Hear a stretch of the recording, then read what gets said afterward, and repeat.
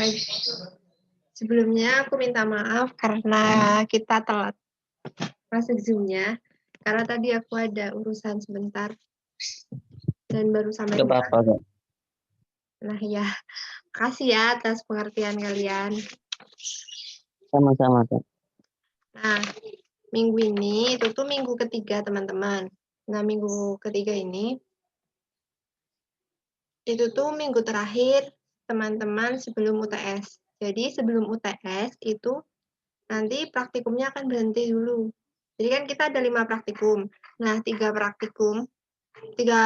kali pertemuan itu sebelum UTS. Nah, yang 2 kalinya ini setelah UTS. Nah, nanti setelah 5 praktikum ini selesai, 5 kali pertemuan selesai, nanti di akhir ada satu pertemuan yang isinya teman-teman akan mengerjakan suatu tugas atau proyek yang biasa kita sebut responsi, kayak gitu.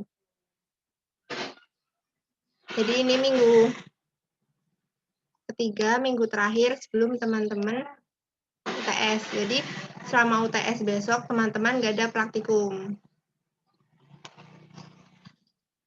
Ada yang mau ditanyain dulu nggak tentang praktikumnya?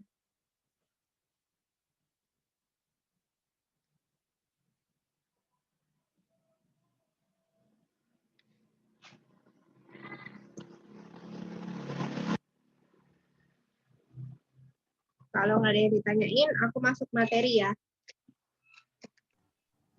Siap, Kak.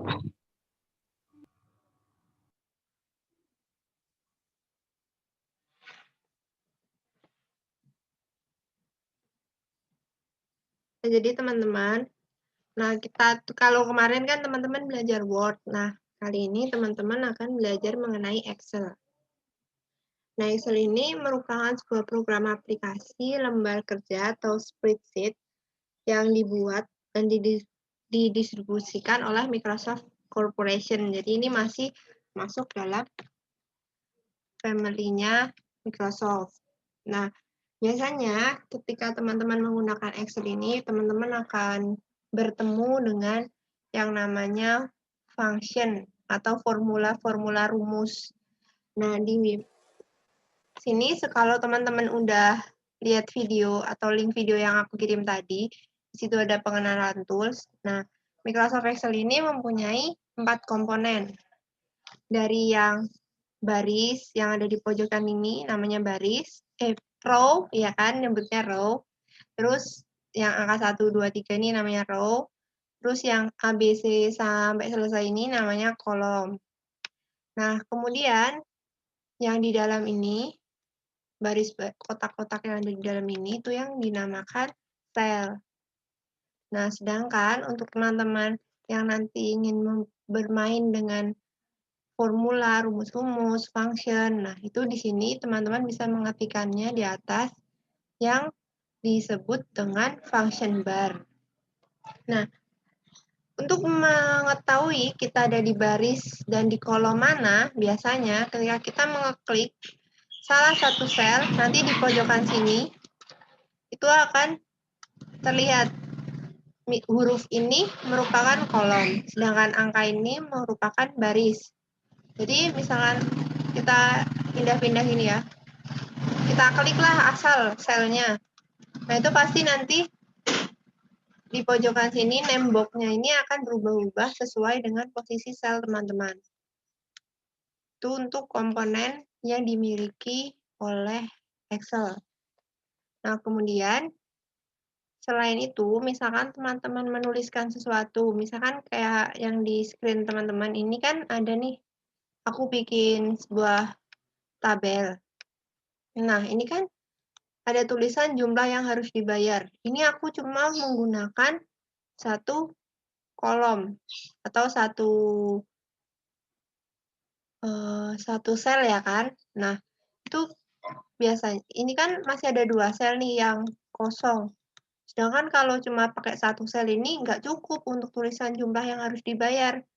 Nah, itu bisa teman-teman menyatukan beberapa sel menggunakan merge. Merge ini ada di toolbar home. Nah, ini yang di bagian alignment ini.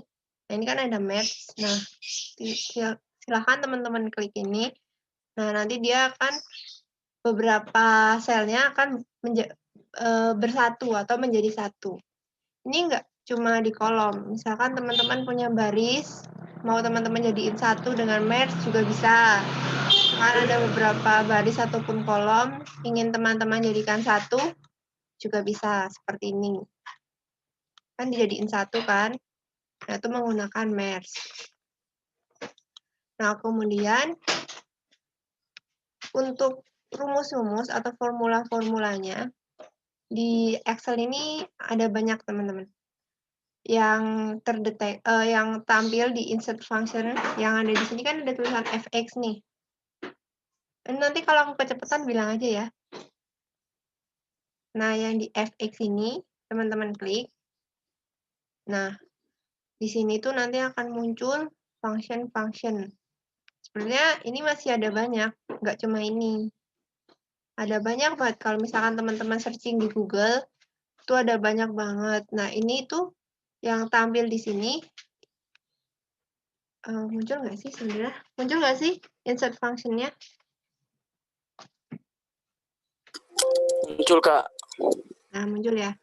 Nah, yang di insert function ini cuma yang sering digunakan. Ada banyak banget. Jadi misalkan emang teman-teman membutuhkan yang lebih, teman-teman bisa searching di Google. Nah, ini contoh ya yang sering digunakan itu sum atau summary. Summary ini untuk menjumlahkan isi atau data-datanya. Misalkan ada beberapa jumlah data. Nah, itu misalkan isi datanya itu loh. Jadi isi datanya itu bisa di total dengan summary. Nah, kemudian di sini ada count. Biasanya teman-teman akan bingung ketika penggunaan summary dan count. Nah, kalau count itu untuk menghitung jumlah data. Sedangkan summary itu untuk menghitung isi dari datanya. Jadi misalkan aku punya 10 data. Setiap data masing-masing aku isi 20. Misalkan aku menggunakan summary, berarti summary ini untuk menghitung seluruh isi data. Nah, kan tadi datanya ada 10. Jumlahnya setiap data isinya 20. Ya kan? Misalkan aku punya data isinya 20 semua ya. Nih, aku punya data jumlahnya. Kelihatan nggak sih? Kelihatan, Kak. Nah, ini kan misalkan aku punya data. Nah, setiap data ini jumlahnya, kan aku ada data. Nah, aku punya 5 data ya. Nah, setiap data ini isinya 20. Oh, misalkan kita di sini ubah jadi 30. Misalkan. Terus ini mau kita ubah jadi 50. Nah, summary itu fungsi summary itu untuk menjumlahkan seluruh isi data ini. Jadi, setiap function itu selalu dimulai dengan sama dengan. Itu wajib ya, teman-teman. Jadi, setiap teman-teman ingin menggunakan function, itu dimulai dengan sama dengan.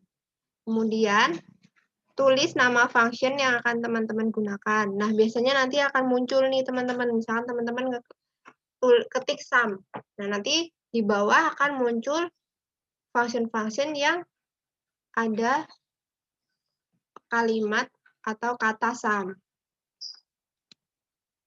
Nah, kemudian seluruh data yang akan kita hitung selalu ada di dalam kurung.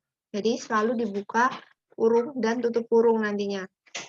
Nah, di dalam kurung ini, cara mudahnya teman-teman bisa blok data yang akan teman-teman hitung. Itu cara mudahnya ya, teman-teman. Misalkan dia berada di kolom yang sama atau baris yang sama, teman-teman bisa melakukan blok selnya. Kemudian dikurung tutup. Nah, setelah selesai, datanya sudah di dalam kurung, tinggal teman-teman enter.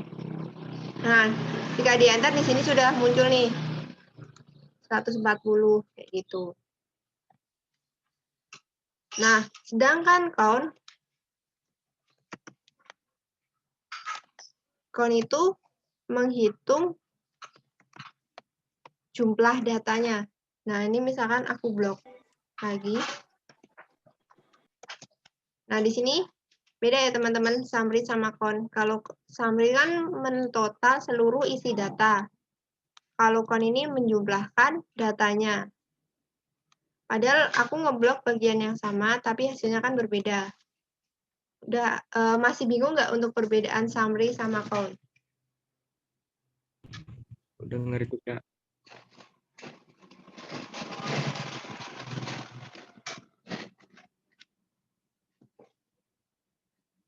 Nah, kemudian di sini aku punya tabel nih.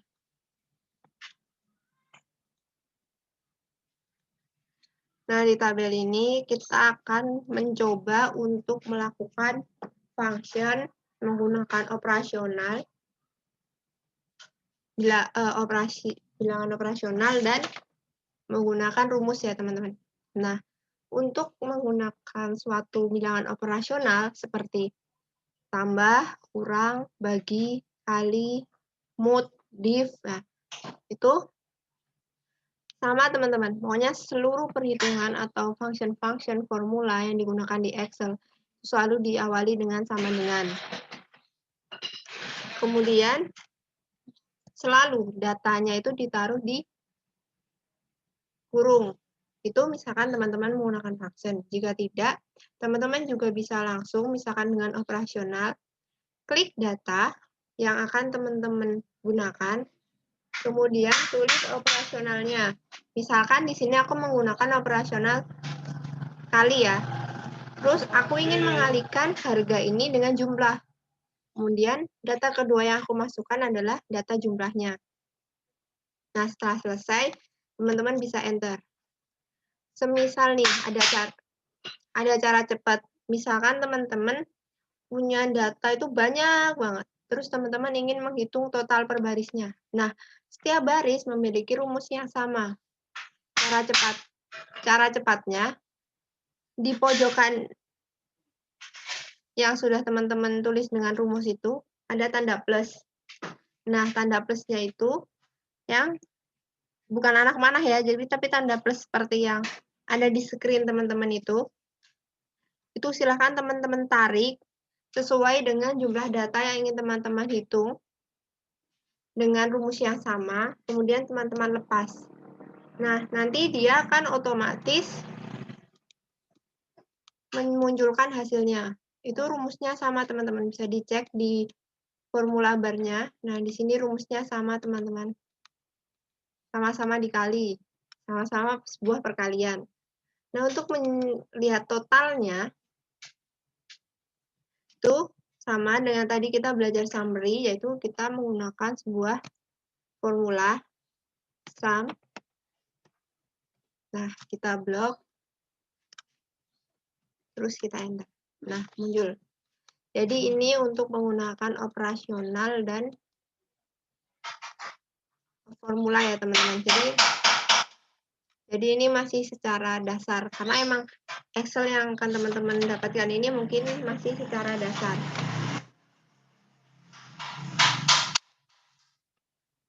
Nah, berikutnya selain ada formula, nanti teman-teman akan ada tugas. Nanti teman-teman di situ di tugasnya sudah ada beberapa contoh formula. Nanti aku bakal jelasin di akhir ya mengenai tugasnya. Tentang formula nanti teman-teman bisa mempelajari lebih lanjut dan mempraktekannya. Nah, materi selanjutnya itu teman-teman belajar mengenai sebuah grafik.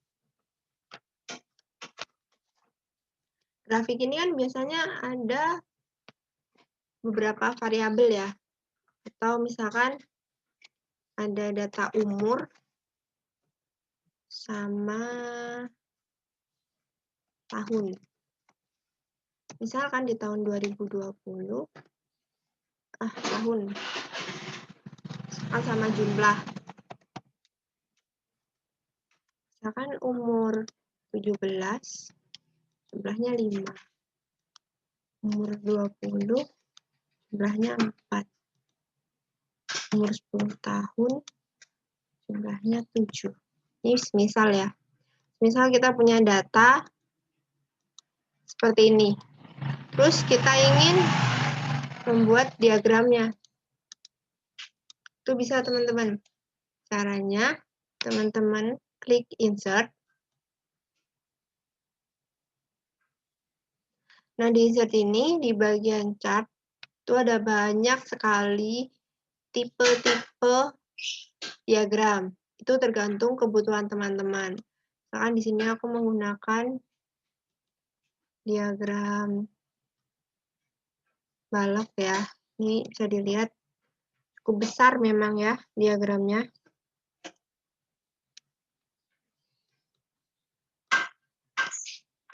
Pindah aja datanya.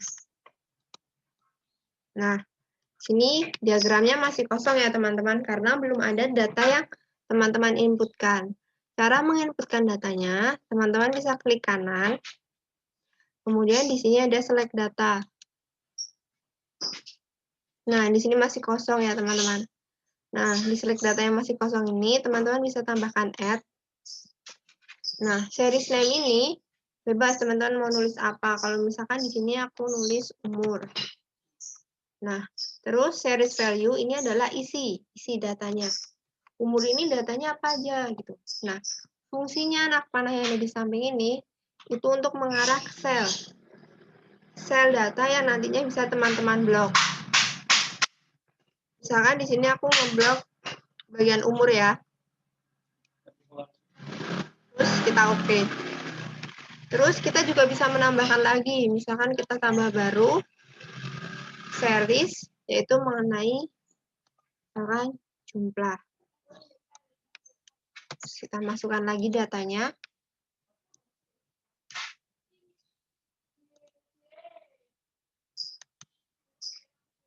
Terus kita oke. Ini perumpamaan misalkan teman-teman menginputkan atau menyeleksi data untuk dimasukkan ke diagram. Nah, berikutnya teman-teman juga bisa mengubah tipe diagramnya dengan klik kanan, change chart type. Nah, ketika teman-teman klik itu, nanti dia akan muncul banyak sekali pilihan tentang diagramnya. Jadi teman-teman bisa lihat beberapa tipe, setiap jenis ada beberapa tipe.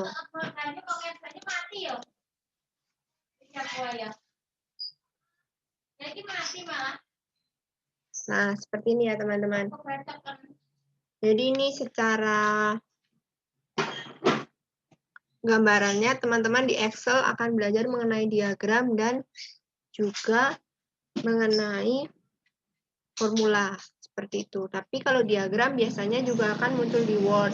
Kalau formula ini biasanya kebanyakan adanya di Excel atau sering digunakannya di Excel. Siap, Kakak. Thank you.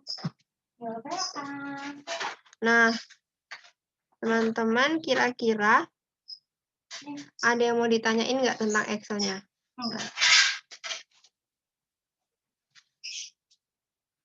Ini sambil aku bukain tugasnya ya.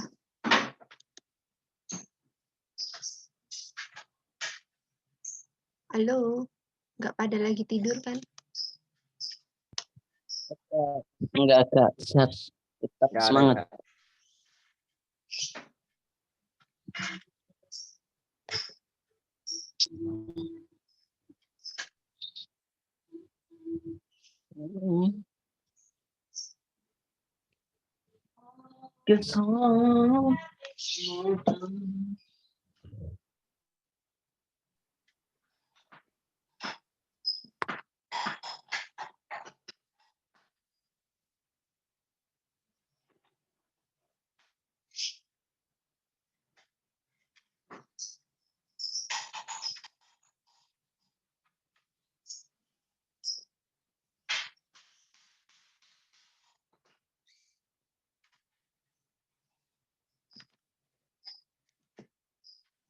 Ini aku share screen ya tentang tugasnya.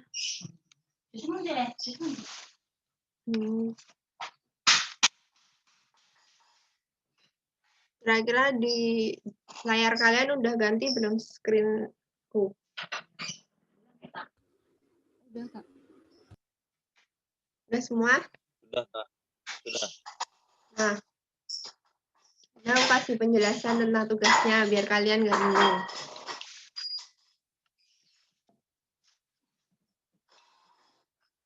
Jadi teman-teman, tugas kedua ini, teman-teman membuat sebuah file Excel. Nah, nantinya file Excel ini akan mempunyai 3 sheet. Jika teman-teman sudah membaca materi, itu ada panduan tentang membuat sheet baru dalam satu file yang sama. Nah, 3 sheet ini nanti, sheet pertama ini akan berisi tentang daftar nilai. Nah, sheet kedua ini mengenai laporan, dan sheet ketiga ini mengenai tabel anak. Nanti bisa teman-teman rename, di sini aku udah kasih caranya. Nah, di sini teman-teman ada 2 soal. Soal pertama ini nanti teman-teman taruh di sheet pertama, yang tentang daftar nilai itu. Nah, silakan teman-teman membuat tabel seperti yang ada di contoh. Data-datanya sama seperti yang di contoh. Nah, kemudian di sini sudah terdapat rumus atau komponen nilainya. Jadi, misal nih, di sini Sandi Gita kan punya tugas 1 90, tugas 2 90, TTS 40, TAS 40. Nah, cara menghitung nilai angkanya, teman-teman menggunakan rumus tugas satunya itu 10%. Jadi 10 per 100 dikali nilai tugas 1. Terus begitu juga dengan yang 40%, 10%, dan 40% ini. Jadi misalkan nih, tadi tugas satunya 90, berarti 90 dikali 10%. Ditambah nilai TTS dikali 40%. Ditambah tugas 2 dikali 10%. Ditambah TAS dikali 40%. Nah, itu nanti totalnya dia akan menjadi sebuah nilai. Nah, kan udah ada nilai, terus di sini disuruh tentuin hurufnya. Nah, cara menentukan hurufnya di sini udah ada keterangannya. Misalkan nilainya 0 sampai 40, dia dapatnya E. Misalkan nilainya range 40 sampai 55, dia D, dan seterusnya. Nah, ini nanti teman-teman menggunakan sebuah conditional if. Jadi pakai formula if. Tapi tenang, teman-teman, di sini aku bantu dengan dikasih langkah-langkah. Nah, misalkan nih, di sini udah ada rumus. Jadi di sini udah ada rumus-rumus yang bisa teman-teman gunakan. Jadi sebenarnya teman-teman tinggal ngetik dan mengimplementasikan rumus-rumus yang udah aku kasih di soal ini. Jadi lebih mudah. Ini untuk tugas satunya. Jadi bisa teman-teman lihat di sini udah ada rumus-rumusnya. Kemudian untuk tugas 2, di sini teman-teman akan mengimplementasikan antar 2 tabel. Di sini juga ada tabelnya. Silahkan teman-teman buat sama persis data-datanya. Ini untuk sheet. Jadi yang tabel daftar peserta ujian ini masuk ke sheet 2, yaitu mengenai laporan. Kemudian di soal kedua kan ada 2 tabel.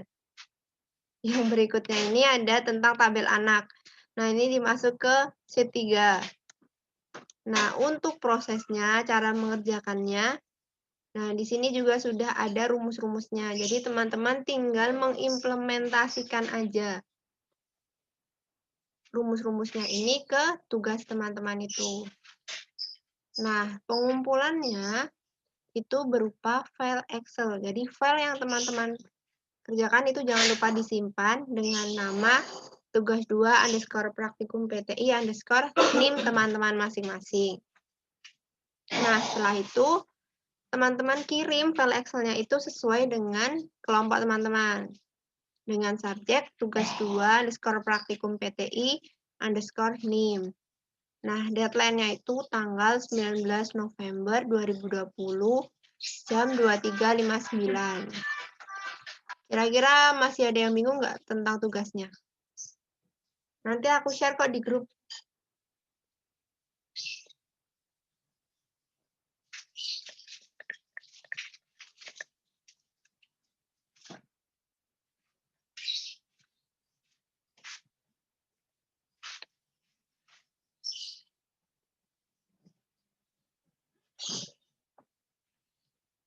Aku share ya tugasnya di grup. Baik, Kak.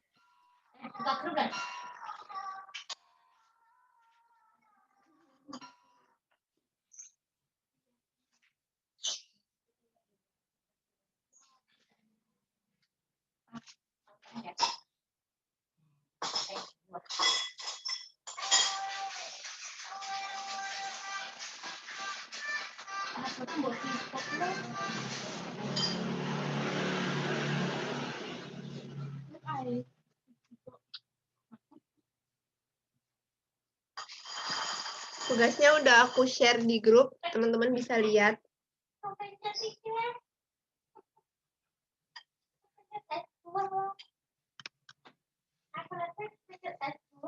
Nah, di sini udah ada rumus-rumus, jadi teman-teman nggak usah bingung, Kak, ini cara ngerjainnya gimana, ini gimana. Nggak perlu bingung karena di sini udah ada rumusnya, jadi teman-teman nanti tinggal mengikuti langkah-langkah yang udah ada di sini. Nanti misalkan, Kak, kok tempatku error atau gimana, nanti bisa di-screenshot, di-share di grup. Kalau memang teman-teman bingung ketika mengerjakan tugasnya, atau kalau nggak mau di grup, bisa PC, Aslab sesuai kelompok masing-masing. Atau boleh sama kelompok Aslab siapapun lah, kan ada 4 nih Aslabnya. Seperti itu. Gimana kira-kira, masih bingung? Atau ada yang mau ditanyain?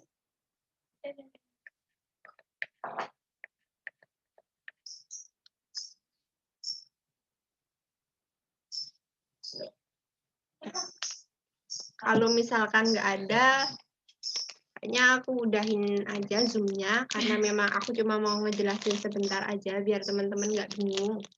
Iya. Nanti ini aku record Zoom-nya, jadi buat teman-teman nanti yang di grup yang belum bisa ngakses Zoom, bisa nanti cek di link yang aku kasih. Nanti aku nge-share juga di grup ya, linknya.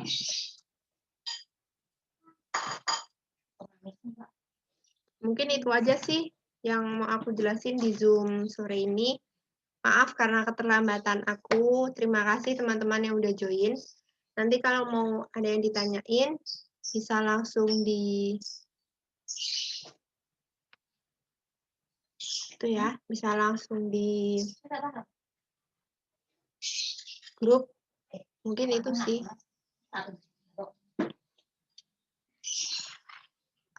Kalau gitu aku tutup dulu ya Zoom-nya teman-teman. Nanti kalau misalkan ada pertanyaan bisa dilanjut di grup ya. Halo. Iya, Kak. Agak Iya, Kak. Ya, kalau gitu selamat sore teman-teman. Terima kasih udah join. Iya, Kak.